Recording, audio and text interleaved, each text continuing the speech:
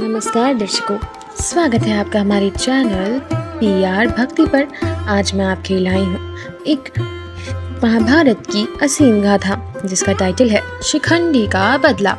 महाभारत केवल योद्धाओं की वीरता और युद्ध का गाथा नहीं है, बल्कि यह प्रतिशोध, कर्म और नियति का महागाथा भी है। इस महाकाव्य में कई पात्रों ने अपने जीवन का अपमानित बदला लिया है, लेकिन यदि किसी प्रतिशोध का सबसे रहस्यमय और पूर्ण निर्धारित था तो वह था शिखंडी का। शिखंडी का जो जन्म से एक रहस्यमय था, जिसने भीष्म पितामह जैसे महान अमर योद्धा को पराजित करने में महत्वपूर्ण भूमिका निभाई। एक कहानी है भीष्म और शिखंड अपमानित प्रतिशोध, जिसके जन्म के पीछे छुपे रहस्य जिसकी महाभारत की पूरी दिशा ही बदल दी। इस कहानी की शुरुआत शिखंडी के पिछले जन्म से होती है। कई वर्षों पहले जब भीष्म पितामह ने अपनी प्रतिज्ञा के कारण सरस्वती के पुत्रों को हस्तिनापुर का उत्तराधिकारी बनाने के लिए अपने जीवन का त्याग किया था, तब उन्होंने एक और महत्वपूर्ण कार्य किया, काशी नरेश के पुत्रों का हरण। काशी नरेश की 3 पुत्र थीं, अम्बा, अंबिका और अम्बलंबिका।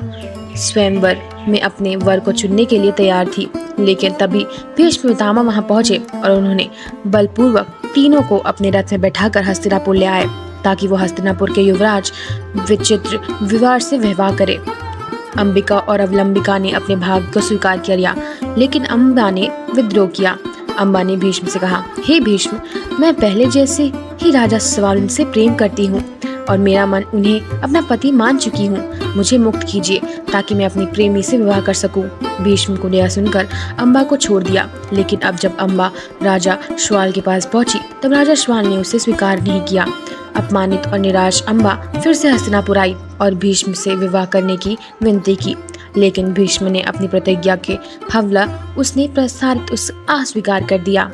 जब अम्बा के पास कोई विकल्प नहीं बचा, उसका प्रेमी ने उसे अस्वीकार कर दिया। उसका अपहरण हुआ था, जिससे समाज से उसे कोई शुद्ध नहीं मानता। भीष्म ने उसे अपनी पत्नी का दर्जा देने से मना कर दिया। इस अपमान ने अम्बा का हृदय भीष्म के प्रति प्रतिशोध की अग्नि जला दी। अपमानित अम्बा ने एक ही संकल्प लिया, मैं भीष्म का विनाश का कारण बनूंगी। वह जंगल में चली गई और वर्षों तक कठोर तपस्या करने लगी। अंततः भगवान शिव ने उसके सामने प्रकट हुई और उसने कहा, हे अम्बा, तुम्हारा क्रोध और प्रतिशोध न्याय संगत है। अगले जन्म में तुम जब जन्म लोगी, तुम्हें भीष्म की मृत्यु का कारण बनोगी। अम्बा ने अग्नि में आत्महत्या कर लिया और अगले जन्म में उसका द्रौपद नरेश के यहाँ पुत्री के स्वरूप में जन्मी। लेकिन इस बार यह केवल एक पुत्री नहीं, बल्कि एक विशेष संतान थी, शिखंडी। द्रौपद नरेश ने जन्म लेने के बाद यह एक बालक अर्ध नारी और अर्ध पुरुष था। कुछ लोग उसे स्त्री मानते थे, कुछ पुरुष। यह स्वयं ही अपने पहचान को लेकर भ्रमित था, लेकिन इसकी नियति पहले से ही निर्धारित हो चुकी थी, भीष्म का वध। राजा दुर्प ने अपने सत्य का पता चला कि शिखंडी वास्तव में अम्बा का पूर्ण जन्म है, तो उसने अपने एक गुप्त योजना का रूप में रखा।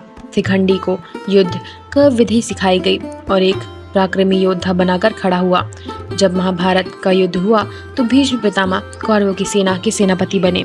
उसने सामने कोई नहीं टिक पा रहा। अर्जुन ने उसके सामने नतमस्तक हो गए।